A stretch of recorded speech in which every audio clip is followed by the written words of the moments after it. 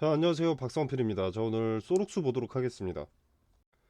자, 제가 마이크가 고장난 관계로 소리가 다소 작을 수 있는 점 양해 부탁드리도록 하겠습니다. 자, 이제 소록스 보겠습니다. 자, 아리바이오 지분 추가 매입 소식이 있죠. 소록스에서 정재준 대표가 보유한 아리바이오 지분 추가 매입이 있습니다. 자, 그래서 정재준 대표 인수대금 600억 중에서 400억을 회수했다라고 됐고요. 자, 무중으로 인한 주가 상승으로 400억이나 이렇게 회수를 할 수가 있었던 겁니다. 자, 인수한 소록스 법인을 통해서 본인이 보유한 아리바이오 지분을 매입하게 했다. 그렇게 해서 소록스 인수자금 대부분을 페이백을 받았다라는 거죠. 남의 돈으로 기업 인수하는 과정인 겁니다. 소록스라는 상장사를 이용해서 정재준 대표가 보유한 아리바이오 지분을 내다 팔은 거죠. 자, 기존 아리바이오 대표였기 때문에 지분 스왑이 이뤄진 것이다. 이렇게 저번에 말씀을 드렸었는데, 지분 스왑 같은 경우에는 최대 주주가 지배력을 확대하기 위해서 필연적으로 거치는 과정입니다. 우회 상장을 준비하는 정재준 대표에게 이익이 되는 행위라는 거죠. 이 지분 스왑 과정에서 최대한의 이익을 얻으려면, 자, 소록스의 가격은 높아져야 되고 아리바이오의 가격은 낮아져야 됩니다. 점점 이 그림으로 그려지고 있죠. 자, 기존의 아리바이오의 시총이 더 높았으나 아리바이오의 시총은 낮아지고 있고 소록스의 시총은 올라가고 있습니다. 자, 이렇게 흘러가야 최대 주주인 정재준 대표는 소록스의 지분을 더 많이 확보할 수 있게 됩니다. 자, 이걸 또 누구에게 이득인가 생각을 해보면 결국 정재준 대표에게 이득이다. 즉, 아리바이오와 소록스 두 기업 모두 정재준 대표 개인을 위한 계획일 뿐이라는 거죠. 자, 우회 상장, 합병 모두 정재준 대표에게 이익이 된다면 할 것이고 이익이 없다면 안 할 겁니다. 정재준 대표의 계획대로 흘러가고 있다는 것은 개인 투자자들은 도구로서 여전히 잘 활용되고 있다는 반증입니다. 자, 그리고 모든 계획에 자금줄로 필요한 주체가 있습니다. 바로 여러분, 개인 투자자들이죠. 정말로 기업의 성공을 통한 부를 원했다면 무상증자 쇼가 아니라 파이프라인들의 비전을 제시했어야 합니다. 조명회사와 바이오회사가 합병을 통해서 어떤 것을 개발해 낼 것이고 그 사업에 얼마만큼 근접했는지, 그리고 이게 시장에서 어떤 경쟁력이 있는지 그 근거까지 주총을 통해서든 인터뷰를 통해서든 말을 해줬어야 합니다. 이렇게 정상적인 기업처럼 비전을 제시하고 기업에게 매료된 투자자가 들어오고 주가가 상승했다면 아무런 문제가 없지만 오로지 무상증자, 그것도 역대 최대 비율 1대 14, 제발 좀 관심 갖고 매수 들어와 달라는 비율인 거죠. 무증 자체가 누구 때문에 하는 것인지 여실히 드러난 겁니다. 자, 물론 여러분들도 수익이 올라가면서 호재로 판단하실 수 있겠으나 눈속임일 뿐입니다.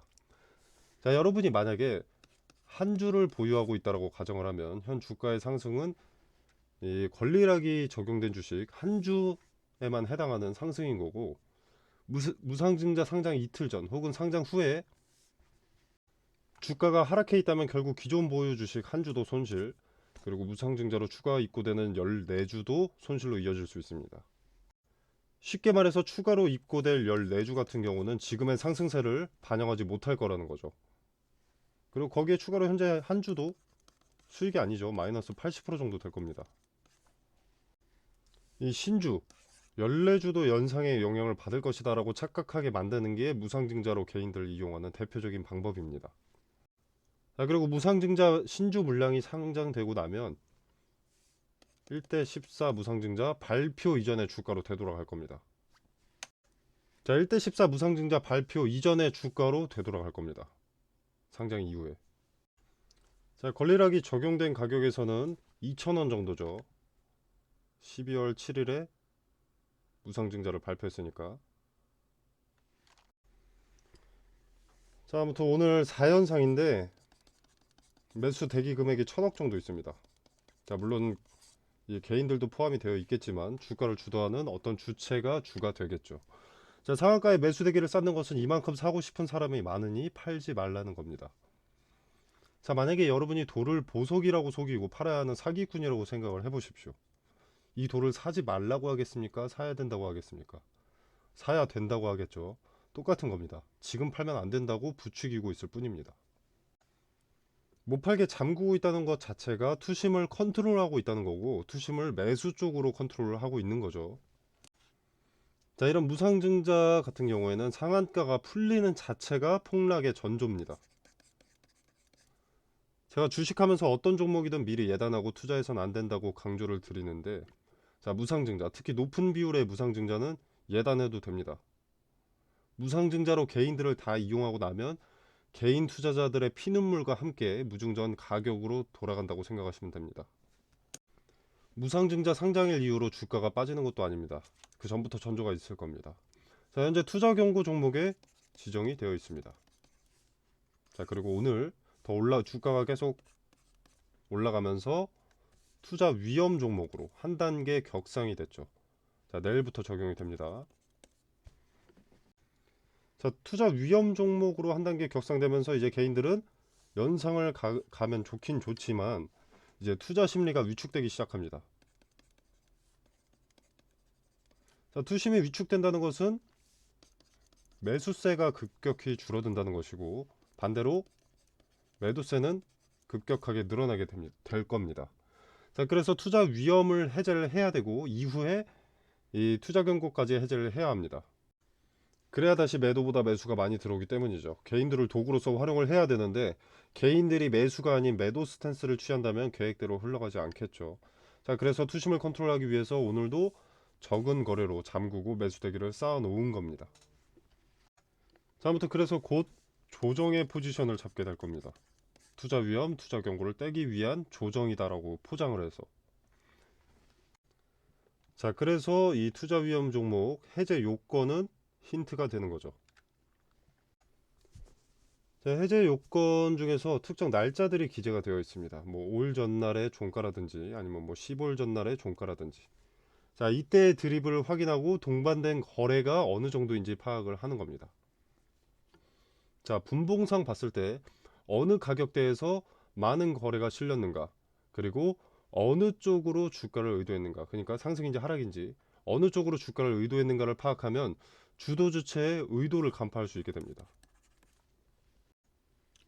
자, 제가 저번에 강조드렸던 말 중에 하나가 리스크를 인지하고 수용할 수 있다면 오히려 기회가 되겠고, 예정된 리스크를 애써 외면하고 부정하려 한다면 위기가 찾아오게 될 거라고 했었죠. 자, 지금 소룩수가 연상 갈수록 리스크는 점점 가까워지는 겁니다.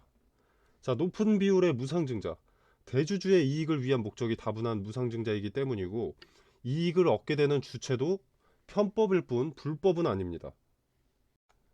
자, 그래서 연상에 취해서 눈 감고 귀 막으실 분들을 제외하고 리스크를 인지하고 수용할 준비가 된 분들, 카톡방에서 소룩수의 단기 고점이 어디인지 판단할 수 있는 근거 두 가지를 설명드리겠습니다. 자, 무상증자는 이전에 많은 기업들의 데이터로 흐름이 비슷하게 흘러갑니다. 자, 저번에도 보여드렸던 종목인데, 자, 엑스페릭스라는 종목입니다. 자, 무상증자를 하겠다고, 높은 비율의 무상증자를 하겠다고 해서 주가가 상승합니다. 자, 그리고 고점 찍고 무증 전 주가로 다시 되돌아갔죠. 역시나 무상증자로 수급과 관심을 끌어모았고 상승분 이상을 다시 반납했습니다. 자, 높은 비율의 무상증자는 유동성 증가가 아닌 개인들을 모집하기 위한 수단에 불과하고, 소룩스 같은 경우 정재준 아리바이오 대표의 계획이 인터넷에서도 흔하게 나와 있는 만큼 리스크가 상당히 높은 종목입니다. 자, 그래서 반드시 단기 관점에서 대응을 하셔야 되는데, 자, 앞전에 말씀드린 이 단기 고점을 판단할 수 있는 두 가지 근거 카톡방에서 세세하게 설명해 드리고 매도 타점 말씀드리도록 하겠습니다. 자, 이어서 투자 위험에 대해서 좀만 더 살펴보겠습니다. 자, 일단 해제 요건이 가장 중요하다고 했었죠. 힌트가 포착되는 시점이니까. 힌트가 포착되는 시점에 대한 소스가 제공되는 거니까 이 부분은 소록스뿐만 아니라 급등주에 투자를 할 때는 늘 알고 있어야 합니다. 자, 보면은 기본적으로 다음 사항에 모두 해당하지 않을 경우 그 다음 날에 해제가 됩니다. 즉, 요 세 가지 조건 모두 비껴 나가야 되는 거죠. 자, 보겠습니다. 자, 일단 최초 판단일은 1월 17일이다. 자, 그러면 1번 조건. 1월 17일의 종가가 5일 전날인 1월 10일의 종가보다 60% 이상 상승할 경우. 자, 이 부분은 아직 나오지 않은 날짜죠. 1월 10일은. 자, 그렇기 때문에 기다려 봐야 합니다. 자, 근데 두 번째 조건. 요 15일 전날은 이미 정보가 나와 있죠. 12월 21일. 그래서 보면은 1월 17일 날 종가가 12월 21일의 종가보다 100% 이상 상승한 경우. 자, 12월 21일의 종가는 1781원입니다. 자, 100%면은 2배니까 3562원이 되겠죠. 자, 이미 현 주가가 3562원을 훌쩍 넘어 있습니다. 자, 여기서 하나 알 수 있는 건 투자 위험을 떼기 위해서는 반토막 가까이 조정을 받아야 된다는 겁니다. 이 2번 조건만 보더라도 최초 판단일이 다가오면 엄청난 하락이 예측이 되는 거죠. 자, 근데 여기서 경우의 수가 두 가지로 나뉩니다. 자, 일단 첫 번째는 최초 판단일에 해제를 하는 경우의 수인데, 이 경우는 조정이 필연적으로 동반될 수밖에 없지만, 해제 요건을 잘 보시면, 자, 그날 해제 요건에 해당되지 않을 경우 하루씩 수년하여 판단한다고 되어 있습니다. 자, 수년하여 판단한다는 것은 판단일이 하루씩 밀린다는 거죠. 판단일이 이 거래일 밀린다면 이 15일 전날도 이틀씩 뒤로 밀리게 되는 거고, 5일 전도 이틀씩 뒤로 밀리게 되는 거죠. 자, 그래서 만약 판단일이 이 거래일 정도 밀린다라고 하면, 자, 이날 2번 해제 요건의 기준날은 12월 21일이 아니라 이틀 뒤인 26일이 되는 거죠. 자, 이날의 종가 2380원입니다. 자, 100% 이상일 경우에는 4760원. 즉, 조정을 미약하게 받으면서도 투자 위험을 뗄 수도 있습니다. 자, 그리고 만약에 3거래일이 수년된다면 다음 날이니까 15거래일 전의 종가는 3090원이 되는 거죠. 그럼 100% 이상의 조건은 6180원이 되면서 조정 없이도 투자 위험 해제 요건을 충족시킬 수도 있는 겁니다. 자, 그래서 이 경우의 수가 많은 것이고, 주가 드립을 보면서 투자 위험에서 힌트를 얻을 수가 있는 겁니다. 이런 투자 위험 딱지가 붙어 있을 때는 하루하루의 종가가 힌트가 되는 거고, 늘 경우의 수를 좁혀주는 겁니다. 자, 그래서 이 부분은 반드시 분석을 해야 합니다. 명확하게 주도 주체의 의도를 파악할 수 있는 이벤트이기 때문에. 자, 그리고 투자 위험을 달고도 이렇게 계속 상승할 수 있는 거 아니냐 라고 하시는 분들 가끔 계시는데, 없습니다. 자, 투자 위험 달고 오랫동안 상승할 수 없습니다. 역사상 투자 위험을 달고도 오랫동안 연상 갔던 종목들은 대부분이 주가 조작이었고 상장 폐지됐습니다. 제 개인적인 판단으로는 투자 경고, 투자 위험을 달아서 이제 주가가 하락을 하더라도 이것 때문에 주도 주체가 일부러 누르는 것이다 라고 안심하게 하기 위한 함정으로 판단이 되고요. 이탈을 준비하고 있는 것으로 판단합니다. 자, 카톡방에서 여러분들 재산을 보호할 수 있을 근거를 제시하겠습니다. 이 근거를 토대로 매도 타점 말씀드리고요. 자, 다시 한번 강조드리지만 리스크가 상당히 큰 종목입니다. 단기간점에서 대응하지 않는다면 엄청난 손실로 이어지게 될 겁니다. 꼭 제 말대로 하라는 것은 아니지만 리스크가 상당히 크다라는 것은 염두에 두시고 단기간점에서 대응하시는 것을 권유드립니다. 자, 도움이 되신다면 구독과 좋아요 눌러주시면 감사하겠고요. 이 카톡방 참여 방법은 어렵지가 않습니다. 자, 보시면은 영상 설명란에 더보기 버튼을 누르시면 카톡방 링크를 기재를 해뒀습니다. 자, 그리고 댓글에도 고정 댓글로 남겨 놓을 테니까 여러분들 자유롭게 입장해 보시고 투자에 도움이 되시기를 바라겠습니다. 자, 그리고 마지막으로 하나 더 말씀을 드리자면 기존에는 투자 경고였었죠. 자, 그래서 투자 경고 해제 요건 1번 조건에 5일 전날이 1월 8일이었는데 지금 현재는 투자 위험 종목이 되면서 1번 조건의 5일 전날이 1월 10일로 바뀌었습니다. 자, 그래서 1월 8일이 아니라 1월 10일이 중요해졌습니다. 자, 이 부분도 분석하시는 데 있어서 참고하시면 좋고요. 투자 위험 해제 요건 중 두 가지가 오픈이 되는 날이기 때문에 윤곽이 잡히는 시점으로 상당히 중요한 날로 생각하시면 되겠습니다. 자, 그리고 이거는 제가 8월 11일에 신성 델타테크가 최초 매매 거래가 정지될 때 추천이 나갔던 종목들입니다. 자, 서남, 덕성, 파워로직스, 원익PN이라는 종목이 추천이 나갔는데 추천드렸던 이 종목들은 초전도체 관련주고요. 제가 단기 테마성 종목을 보통 권유하진 않는데 단기적으로 수익을 먹을 수 있을 명확한 근거가 나와서 추천이 나갔습니다. 자, 그 근거로는 대장주인 신성 델타테크의 단기 급등으로 매매 거래가 정지 기준가를 넘는 것을 포착을 했고요. 그리고 종가가 기준가를 넘어서 마무리되어가는 과정에 장 마감 직전에 수급이 테마 후발주들 서남, 덕성, 파워로직스, 원익PN이 여기에 몰리는 것을 포착했습니다. 자, 대장주인 신성 델타테크가 매매가 되지 않는다는 것은 관련 테마주의 급등을 예고하는 것이고 장 마감 직전에 그 수급의 이동을 포착을 했기 때문에 시초의 베팅을 추천했습니다. 자, 단 함정의 가능성도 있기 때문에 거래대금이 오전장에 300억 이상 몰리는 종목에다가 매수를 하라고 설명을 드렸고요. 자, 그래서 이 종목들의 수익을 좀 보여드리자면 원익PN이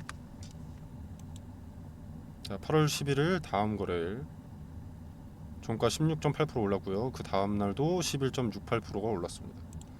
자, 서남 8월 11일 그 다음 거래일 상한가, 그 다음 거래일 상한가.